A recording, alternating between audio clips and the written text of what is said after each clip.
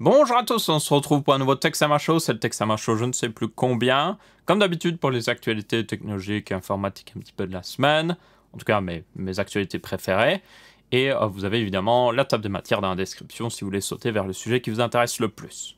On va commencer ce Texama Show avec quelques news de la chaîne. Vous avez dû le voir, il y a eu un Texama Show ou deux qui ont dû sauter, ça ne devrait plus sauter maintenant, on va être assez fixe. J'ai pas mal de petits trucs que je suis en train de préparer. Il y a aussi le nouveau studio qui arrive petit à petit, et ça aidera vraiment pour la chaîne Texama. Genre, le studio que je suis en train de faire, donc c'est juste une nouvelle pièce où je peux vraiment tourner les vidéos. Elle est faite pour tourner les vidéos aussi. Genre, il y a des caméras setup toujours à un endroit, elles sont pas là, par exemple. Ce point de vue-là, bon ça va, j'ai une caméra qui est toujours là, mais si j'ai le point de vue habituel où vous voyez l'ordinateur, on voit le coin de la pièce et on voit les écrans, ben là je dois mettre un trépied, et puis je dois mettre la caméra, et puis je dois tout setup. Ça prend du temps à chaque fois, et ça n'incite pas forcément à toujours l'utiliser. Avec le studio, j'aurai toujours des caméras setup, donc si je suis en mode « Oh, il faut que je tourne quelque chose », je me lève, j'allume, tac tac tac, je tourne. C'est direct, il n'y a même pas besoin de s'embêter. En plus, je compte faire tout venir dans un PC d'enregistrement. Donc, au lieu d'enregistrer sur une carte SD, j'enregistrerai directement avec l'HDMI en sortant de l'HDMI de la caméra et puis en envoyant directement dans un PC. Ce qui veut dire que je pourrais stream plus facilement ou juste enregistrer beaucoup plus facilement. J'aurai aussi un micro juste au-dessus, en hors du champ. Par exemple, là, vous avez le micro qui est juste ici. Alors, vous l'aurez toujours j'aurai toujours un point de vue où je suis devant le PC, mais j'aurai aussi d'autres points de vue où j'aurai un micro hors champ. Donc ça va vraiment... Genre, cette pièce, c'est surtout pour la chaîne Texama au final, parce que ça permettra de faire beaucoup de ce genre de contenu, et ça permettra de le faire plus facilement. Donc ouais, franchement, une fois que ça va être terminé le studio, vous allez voir, là, je vais être beaucoup plus... on va dire... Déjà, vous allez voir certainement, selon moi, un saut de qualité sur la chaîne Texama. Et puis, vous allez voir beaucoup plus de contenu. Pas trop non plus, parce qu'il faut rester raisonnable. Mais ouais, vous allez voir plus de contenu. Donc ça, c'est... Moi, je suis impatient, en tout cas. Et du coup, il n'y a pas vraiment d'autres news. Juste, je suis en train de refaire les guides d'achat, vu qu'il y en a certains qui sont obsolètes. Il faut aussi que je fasse... J'aimerais commencer un petit peu des vidéos sur Linux, petit à petit. J'ai notamment un projet de NAS que j'aimerais bien faire. Donc ça tombe plutôt bien, j'ai déjà toutes les pièces qu'il faut et tout. Et ici, toujours un truc que je voulais faire depuis pas mal de temps, il faut que je continue de le faire, c'est justement faire de la vulgarisation, se dire simplifier les sujets. Donc s'il y en a qui sont en mode c'est quoi de la RAM, ben, j'explique ce que c'est de la RAM d'une manière simple. Évidemment, je ne cherche pas à avoir l'explication 100% correcte. Si je peux me permettre de simplifier un petit peu quelque chose pour que ça soit plus simplifié au niveau des gens, qui comprennent plus facilement, ben c'est toujours ça. Donc je tiens à le préciser, ce ne sera pas 100% correct à chaque fois aussi, mais bon, j'essaierai que ce soit le plus explicatif. Ça, je pense, c'est le plus important. Donc ouais, dans tous les cas, ouais, je suis assez impatient de pouvoir vraiment m'y mettre à fond et d'avoir un endroit où je peux vraiment enregistrer les vidéos d'une manière très sérieuse. Ok, alors la première news, c'est au niveau du Galaxy Note 10 qui a été annoncé, évidemment, cette semaine-ci. C'est une assez grosse news au niveau des smartphones. Samsung influence pas mal le marché. Donc c'est toujours important d'en parler selon moi. Donc cette fois-ci, on a deux Galaxy Note 10. Il y en a une 10 et une 10 Plus. La 10 est une version plus petite au final de la Galaxy Note. Même si elle reste assez grosse pour beaucoup de gens. Mais elle est plus petite. Et du coup, la version Plus, elle, par contre, est genre dans le même esprit que des autres Galaxy Note. C'est un énorme téléphone avec stylet intégré. La Galaxy Note 10 aussi a aussi le stylet d'ailleurs. Et juste le meilleur que peut faire Samsung. C'est vraiment ça, c'est leur truc overkill. Et du coup, ben, alors les specs sont... Je vais être très honnête, je trouve que Samsung l'a joué safe ici. Et en plus de ça, ils ont pris une décision en partie controversée, ils ont retiré le jack. Alors évidemment, personnellement, vous savez mon avis sur le fait d'enlever le jack. Je ne pense pas qu'ils enlèvent le jack vraiment pour rajouter des fonctionnalités qu'ils ne pouvaient pas rajouter parce que oh, il y a un jack et du coup on manque de place. Même si sur la Galaxy Note, ils ont un peu plus l'excuse vu qu'il y a un stylet quand même qui prend beaucoup de place. Mais selon moi, c'est pur marketing. Vous voyez, c'est genre, ok, on retire le jack, on économise 2 $ sur la production de chaque téléphone, et puis en échange, on peut vendre peut-être X% de plus de casques sans fil. Et si on vend plus de casques sans fil, on se fait plus d'argent. Et peut-être qu'on va perdre en vente sur la Galaxy Note, peut-être qu'on va perdre 3% de vente, 5% de vente, mais d'autres personnes qui s'en fichent vont peut-être acheter, alors qu'en temps normal, ils n'auraient pas acheté. Vous voyez, il y a un jeu de calcul. Toutes les sociétés, c'est comme ça, c'est genre, il y a des mecs chez Samsung, il y a des mecs chez Apple, des mecs et des filles, qui analysent le marché. Ils sont en mode, ok, quelle décision on pourrait prendre? Enfin, quand on peut prendre cette décision, quels sont les impacts? Et ils calculent vraiment les impacts, ce que ça va coûter, ce que ça va rapporter et tout ça. Et je pense que là, en fait, l'équipe qui était responsable de juste se dire, ok, quand on enlève le jack, parce que ils prévoyaient de l'enlever forcément, hein, ils vont pas le garder éternellement, ils se sont dit, ok, avec la Galaxy Note, c'est le bon moment. C'est le bon moment parce que peut-être que maintenant, le support du jack, pour beaucoup de gens, les gens qui disent justement, on veut un jack, est en train de diminuer, il va forcément diminuer avec le temps, et c'est le bon moment, en fait. Donc, ils ont pris leur décision. Personnellement, j'aime pas ça, hein, je le dis clairement. Selon moi, surtout, en plus, les Galaxy Note, ça a toujours été le téléphone. Vous voyez, c'est le téléphone qui a tout. On peut l'étendre au niveau des cartes micro SD, le stockage. On a déjà beaucoup de stockage. On a un énorme écran. On a un stylet intégré dans le téléphone. Vous voyez, il y a tout. Il y a une grosse batterie. C'est tout.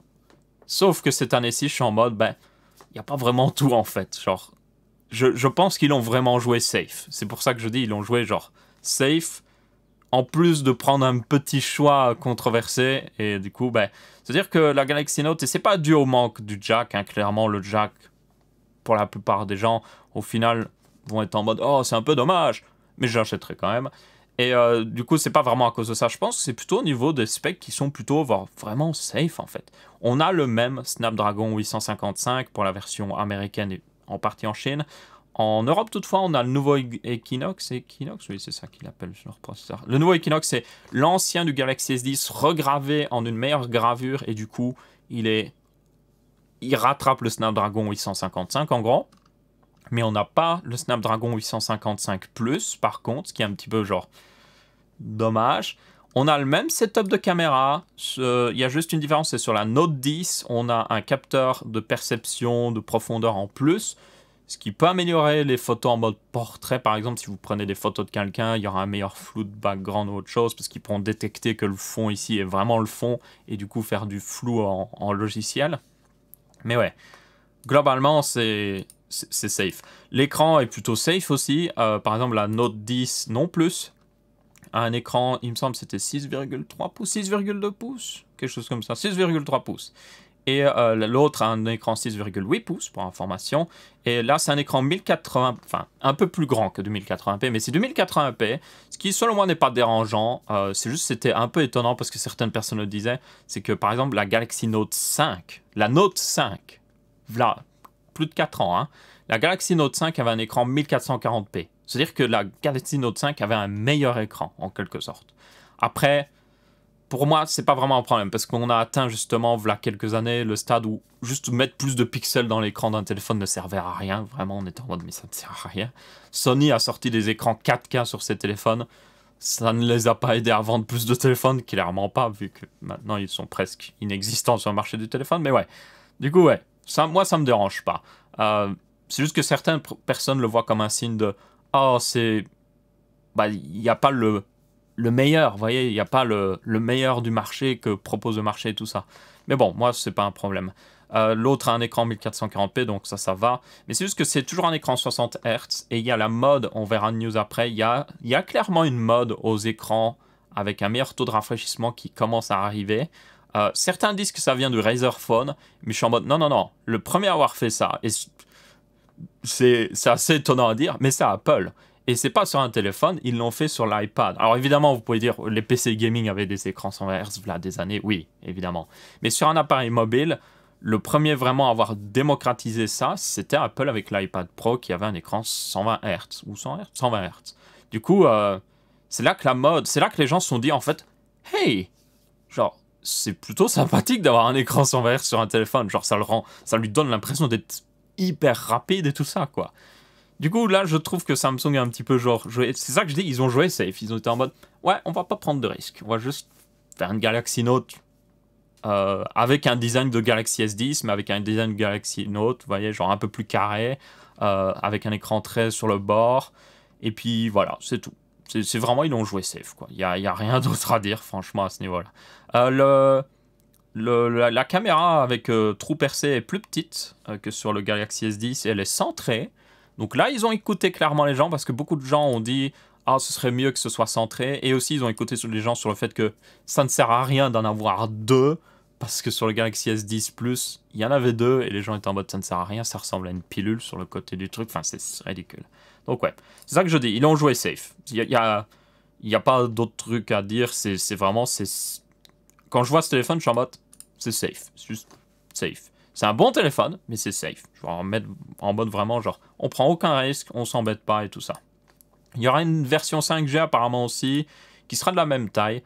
Contrairement au Galaxy S10 Plus, je vous rappelle qu'il y a une version 5G qui est beaucoup plus grande en taille et qui a une plus grosse batterie. Ici d'ailleurs, les batteries sont... Encore une fois, ils ont joué safe. Bon, ils ont eu l'expérience avec une ancienne Galaxy Note qui prenait feu, donc je suppose qu'ils font attention maintenant. Mais ouais, il y a une batterie de genre, je crois, 3500 mAh pour la plus petite et 4300 mAh pour la plus grosse. Ce qui est plutôt genre... Ça va, mais c'est pas non plus genre incroyable. Du coup, ouais, c'est... Y a pas vraiment plus à dire en fait. C'est safe. C'est vraiment safe. D'ailleurs, une petite news en rapport, je l'ai pas traité ça, mais il y a le ROG Phone 2 qui a été annoncé.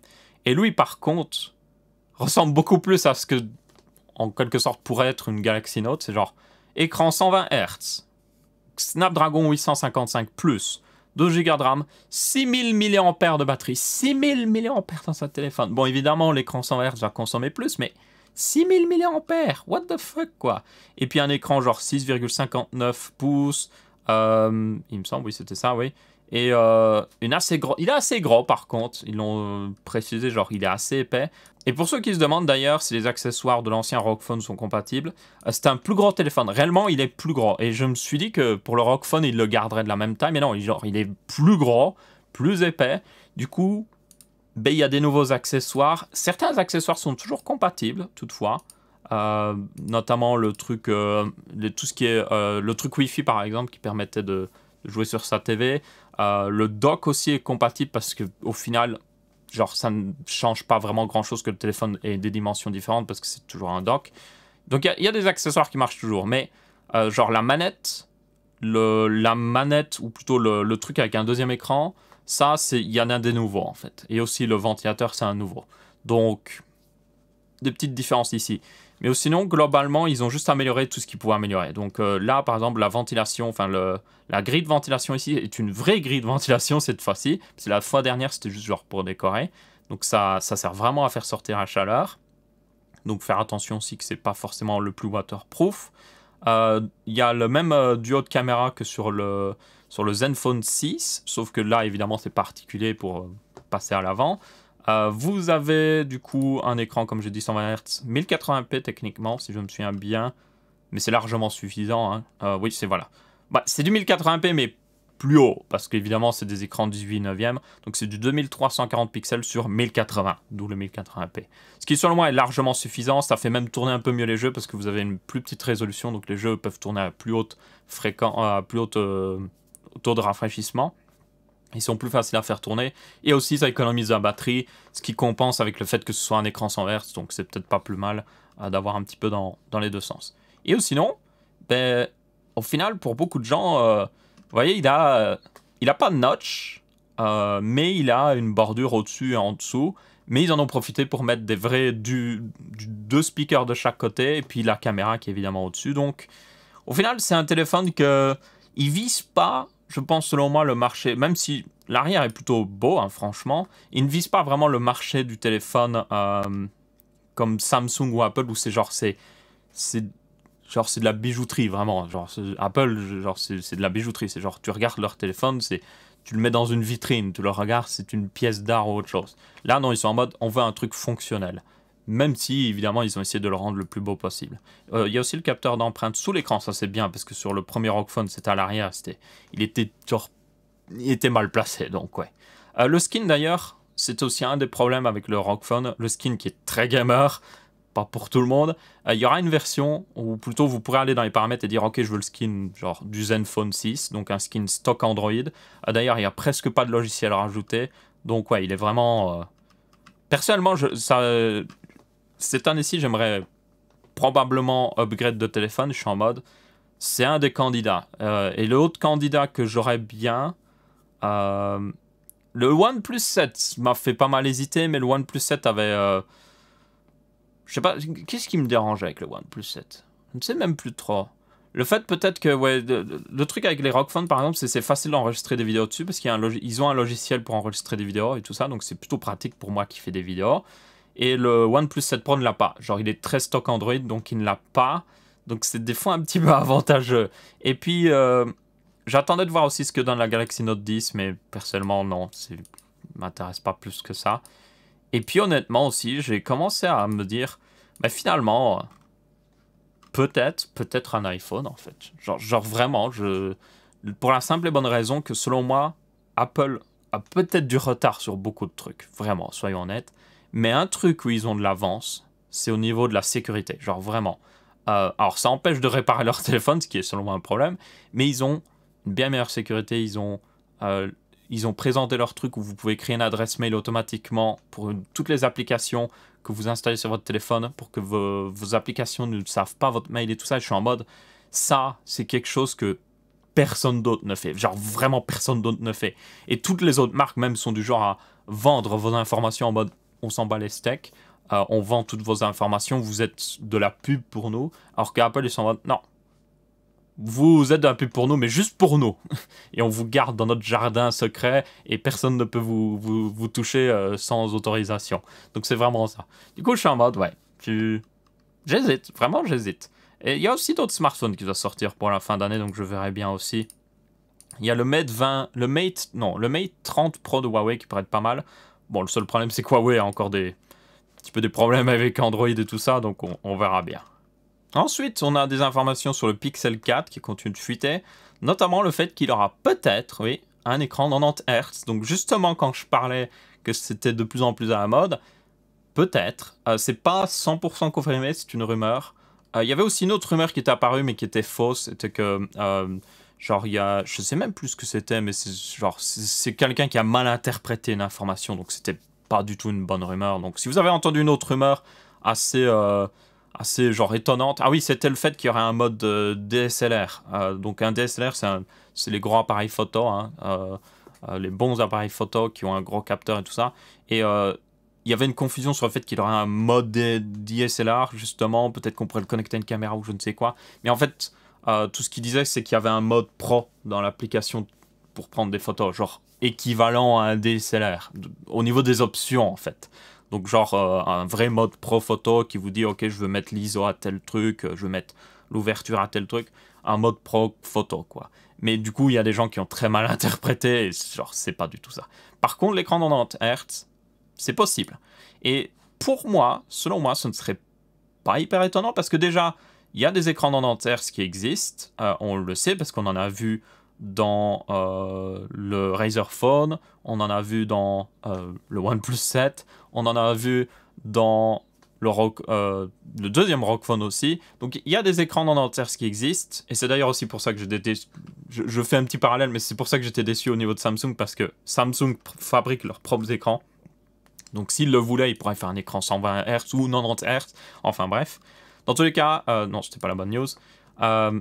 Si la rumeur est vraie, ça pourrait être, et c'est justement l'un des autres téléphones qui m'intéresse cette année de plus en plus, franchement. Parce que je trouve qu'il est... Déjà, ils ont retiré la notch, et je trouve que c'est une bonne chose, franchement. Parce que la notch, c'est genre, comme j'ai déjà dit, surtout avec le Pixel 3, où c'était une notch énorme, hein.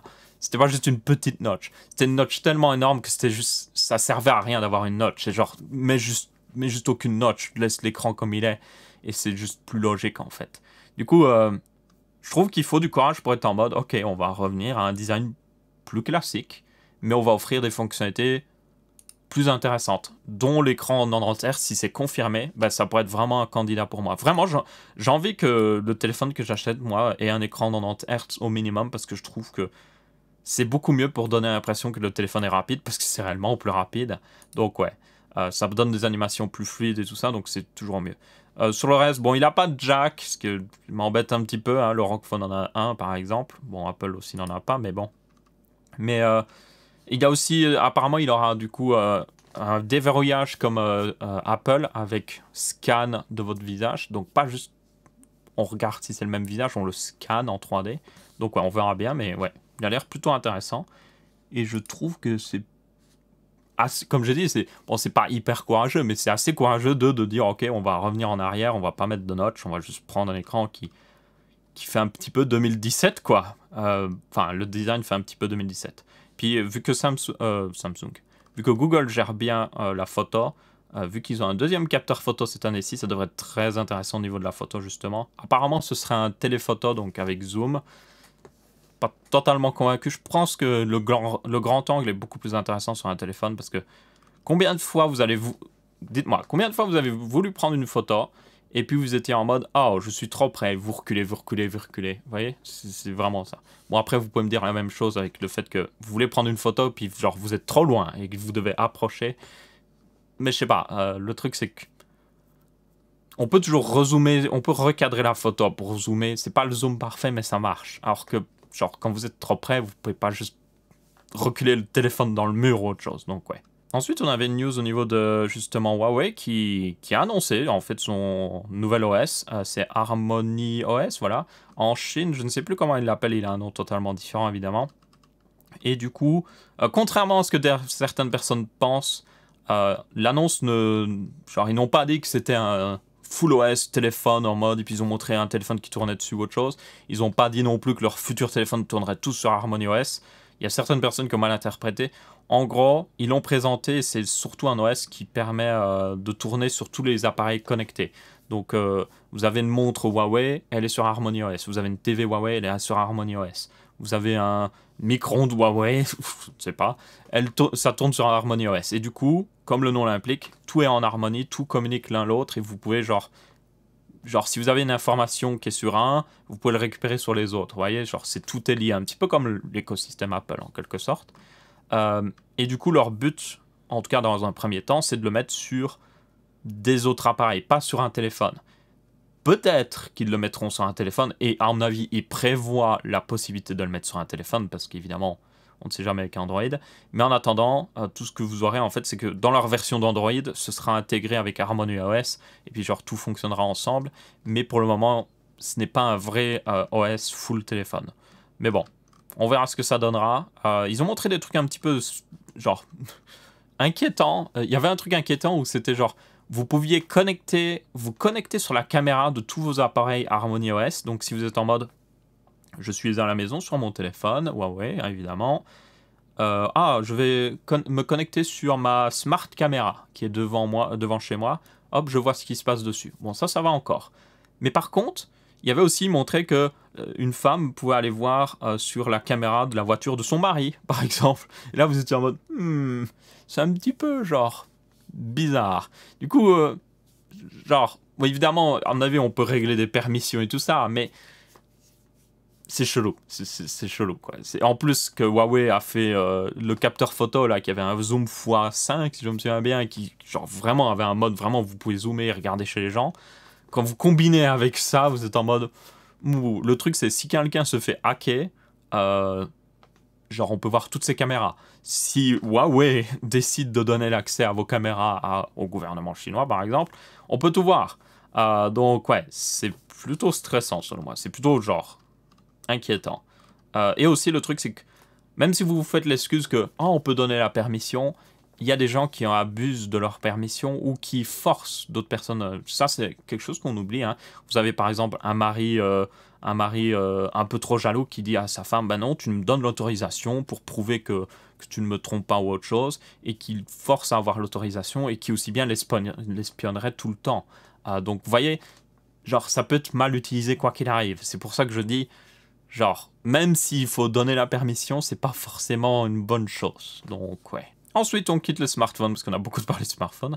AMD a annoncé les ROM EPYC, donc c'est leur nouvelle architecture, enfin, c'est le nouveau processeur EPYC. Donc, ils tournent sur Ryzen 3000, enfin, sur Zen 2 plutôt. Donc, c'est la nouvelle architecture que vous avez dans les Ryzen 3000. Et du coup, ben, c'est basiquement des monstres. Genre, vraiment, si vous regardez tous les articles qui les ont testés jusqu'à maintenant, pré-testés, tout ça, la phrase qui revient souvent, c'est genre « Oh, au revoir Intel ». Genre vraiment, c'est à ce point-là. Parce qu'ils ont sorti des processeurs 64 cœurs, là où Intel a du maximum 54 cœurs sur les plus gros.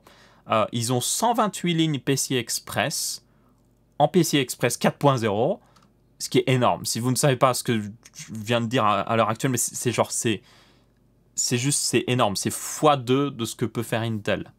Littéralement x2. Ils ont des très bonnes performances maintenant, ils rattrapent vraiment Intel. Et du coup, ça donne même des situations où vous pouvez aller voir les tests. C'est monstrueux en fait. C'est vraiment monstrueux. Vous avez la situation, par exemple, voilà. Vous avez des Xeon 2699V4. Il me semble que c'est justement les 28 cœurs, ceux-là. Et du coup, c'est 2 Xeon là. 2 Xeon ici que vous en avez.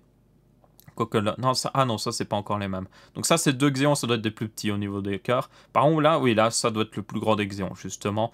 Le Platinum 8176, c'est un 28 cœurs, donc c'est l'un des plus gros. Et comme vous pouvez voir, non, ça c'est... Ah oui, ça c'est le plus petit EPIC. Il y avait un article, c'est pas celui-là que j'avais vu alors du coup. Il y avait un article vraiment où ça montrait que un seul processeur EPIC, un seul, pouvait rattraper en performance et même dépasser des systèmes avec 2 Xeon qui coûtaient plus cher que un seul processeur EPIC. Par exemple, le processeur EPIC monte jusqu'à 7000 euros, je crois, les plus grands. Les processeurs Intel sont à plus de 10 000 euros pour les 28 cœurs. C'est-à-dire que vous aviez une situation où vous payez 20 000 euros de processeur et vous aviez moins de performance ou juste à peine un peu plus qu'un processeur à 7 000 euros. Et puis après, quand vous rajoutez un deuxième EPIC, parce qu'évidemment, vous pouvez en mettre 2 sur une seule carte mère, là, c'est juste genre au revoir. C'est juste au revoir. Si vous regardez là, vous pouvez regarder tous les tests. C'est juste, il n'y a même pas de comparaison. Bon, là, c'est un test un petit peu plus différent. Mais il y a juste, il n'y a aucune comparaison en fait. Si tous les, vous voyez, Dual Epic, c'est le plus gros système Epic que vous pourriez faire. Toujours, il est devant, mais il est juste pas devant. Il est juste, il est tout seul en avant. Il est en mode, je suis dans ma propre catégorie et personne ne me rattrape. Et du coup, ouais, c'est vraiment impressionnant. Là, on a un truc où justement les Xeon arrivent à rattraper. Ah, c'est les instructions avec 512, c'est peut-être ça qui les aide un petit peu. Mais ouais, c'est impressionnant en fait. Donc là, franchement, je le dis clairement, voilà justement. Donc là, vous voyez, ça c'est l'équivalent d'une puce Ryzen. Donc là, il y a 8 cœurs maximum.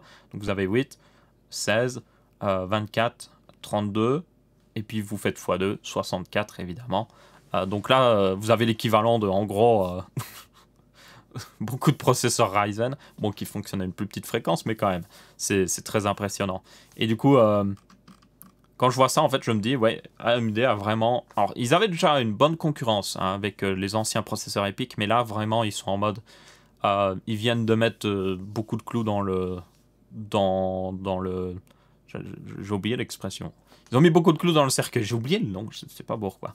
Après, évidemment, l'un des grands problèmes que a AMD à ce niveau-là, c'est que certaines marques ne changent pas directement vers AMD. Aussi, le marché des serveurs est plus lent que le marché des PC fixes ou autre chose.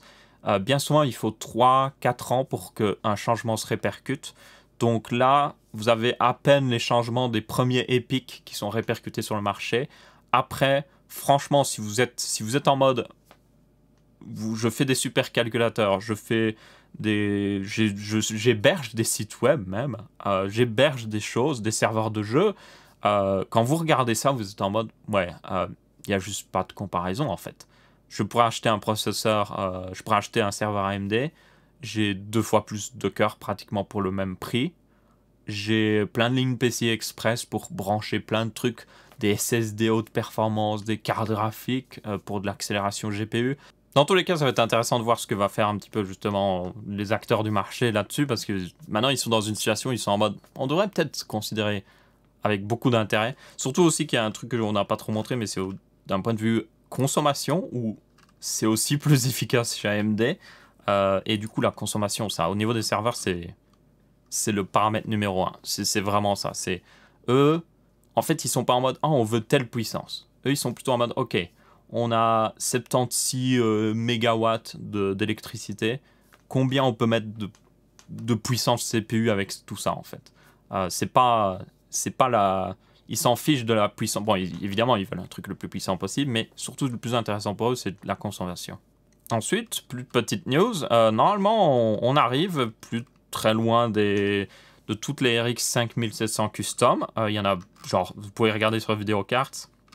On a eu tous les modèles d'à peu près tout le monde.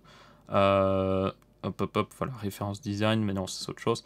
Vous avez les modèles HS, Gigabyte, on a vu quelques modèles Strix qui ont été aussi leakés, les modèles MSI qui ont été leakés pas mal aussi, les modèles Saphir, XFX qui a fait des modèles TIC, genre TIC, what the fuck.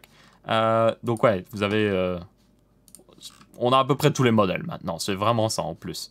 Et du coup, ça va être intéressant de voir ce que ça va donner au niveau prix surtout, parce qu'on sait que d'un point de vue performance, elles vont être très bonnes. Juste, il n'y a aucune... Il n'y a même pas à se demander là-dessus, ce sont des très bonnes cartes. Maintenant, il faut juste voir le prix. Il faut que le prix soit bon, il faut qu'elles soient pas trop chères. Mais ouais, si elles sont vraiment à... J'ai fait une vidéo justement de recommandation de cartes graphiques si vous êtes intéressé. Si elles sont vraiment au prix que j'ai à peu près essayé de deviner, elles seront juste imbattables en fait, vraiment. Donc c'est cool à voir. On a aussi une autre news d'ailleurs, ça va de pair, donc je vais le traiter. Il y aurait possiblement des RX 5900 et 5800 qui pourraient arriver.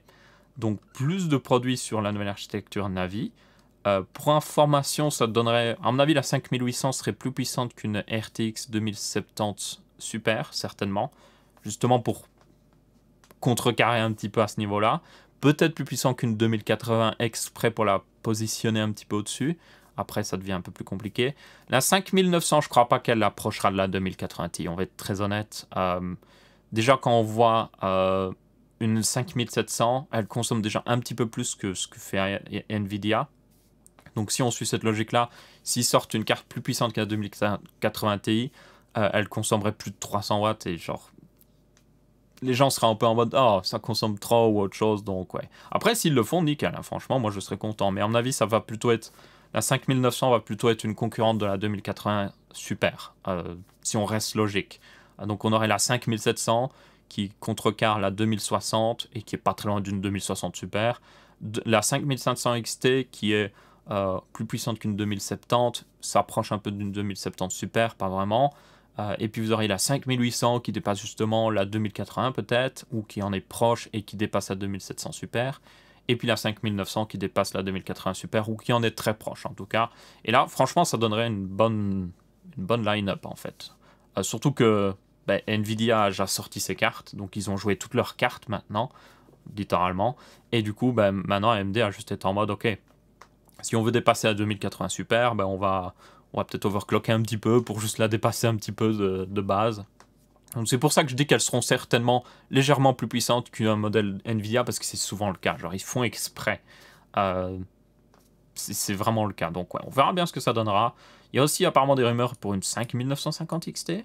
La dernière fois qu'ils faisaient des cartes un petit peu avec un nom comme ça, c'était souvent des dual cartes sur une seule carte. Donc on verra bien. Mais ouais, une chose est sûre, ça va être intéressant selon moi. J'aimerais toutefois qu'ils sortent bien. Ils pourraient sortir une petite RX 5600, genre vers 200 €, qui dépasse une GTX 1660 Ti. Ce serait génial. Je pense que beaucoup de gens seraient beaucoup plus intéressés par ça. Parce que c'est cool d'avoir des cartes hyper performantes, mais c'est encore mieux d'en avoir genre là où il y a le plus de gens qui en achètent. Et enfin, la dernière news, c'est au niveau du fait que Intel a annoncé ses nouveaux processeurs de 10e génération, Ice Lake, et c'est... Ouais, alors... Regardez les noms. Et dites-moi si vous ne voyez pas un problème. Donc on a le... Alors déjà, c'est pas les nouveaux gros Core i7 et tout ça. C'est pas des processeurs Seeker, Weaker, même Deeker peut-être. C'est... D'abord, ils sortent sur ordinateur portable. Donc c'est des processeurs mobiles. Et ils vont jusqu'à 4 cœurs maximum, 8 threads. Et du coup, regardez les noms. C'est i7 1068 G7, i7 1065 G7, vous avez les i5 1035 G7, un i5 1035 G4, un i5 1035 G1, et c'est juste genre... Oh, c'est... Alors, du coup, Intel explique... Genre, le truc, c'est... Je vais être très honnête. Si vous devez expliquer le nom de vos processeurs et tout ça, c'est qu'il y a un problème. C'est juste, vous avez un problème déjà de base. Mais en gros, vous avez Intel Core, c'est la marque. Vous avez le i7, c'est le... C'est un peu il appelle ça le brand modifier, ça permet de définir la gamme selon moi. Donc par exemple i7 c'est haut de gamme, i9 c'est ultra haut de gamme, i5 c'est milieu de gamme, i3 c'est bas de gamme. Puis ensuite ils ont la génération qui apparemment genre les deux premiers chiffres ici c'est la génération. Voilà. Sauf que pour information les derniers Core i7 et tout ça c'était en 9000. Donc là on passe à 1000. Donc what the fuck. Bon, après, comme ils ont mis un 0 ici, c'est logique. Vous voyez, c'est logique sans être logique. C'est genre, on passe d'un, par exemple, un Core i7 9700 à un Core i7 1070. Vous voyez, genre, il y a un 10 maintenant devant. Alors qu'avant, c'était un 9. Mais bon, bref, c'est quand même bizarre. Et puis après, vous avez le... Ça, c'est pour identifier le processeur. Donc, plus le chiffre est haut, plus il sera haut de gamme. Et puis le G, c'est pour dire, oui, la puce graphique qu'il y a dedans. Donc, si c'est un G7, c'est la plus grosse puce graphique. Le G4, c'est la plus petite. Une un peu plus petite. Le G1, c'est la vraiment toute petite. Et du coup, vous pouvez avoir un Core i3 avec une puce G4 et un Core i5 avec une puce G7. Mais vous avez aussi des Core i5 avec une puce G1. Donc, un processeur avec une puce G1, ça veut dire que il y aura une puce graphique moins puissante. Et du coup, c'est pour ceux qui peut-être ont déjà une carte graphique dédiée dans l'ordinateur portable et qui s'en fichent de la carte graphique intégrée. Donc, il y a une logique, hein. Mais encore une fois, je suis en mode, si vous devez expliquer aux gens la logique comme ça, et puis surtout, le truc, c'est que moi, je m'y connais en informatique, mais quelqu'un qui n'y connaît rien, qui arrive dans le magasin, il regarde la fiche produit de l'ordinateur, il voit Core i7 1065 G7, il est en mode, je ne sais pas ce que c'est. Il sait pas ce que c'est. Et il s'en fiche en fait. Il va juste dire en mode, ok, je vois Core i7, ça a l'air bien. Voilà, c'est vraiment ça. Du coup, juste, what the fuck, Intel, je sais. C'est juste, c'est de pire en pire avec Intel. Je sais pas pourquoi ils font ça. Déjà, juste, pourquoi pas être repassé? Parce que là, ça va porter à confusion, vu que c'est, vous voyez, c'est 1000. Ça va porter à confusion avec les processeurs 9000 ou 7000 ou 8000. Du coup, pourquoi ils n'ont pas fait plutôt 100? Le processeur 106, 107 ou...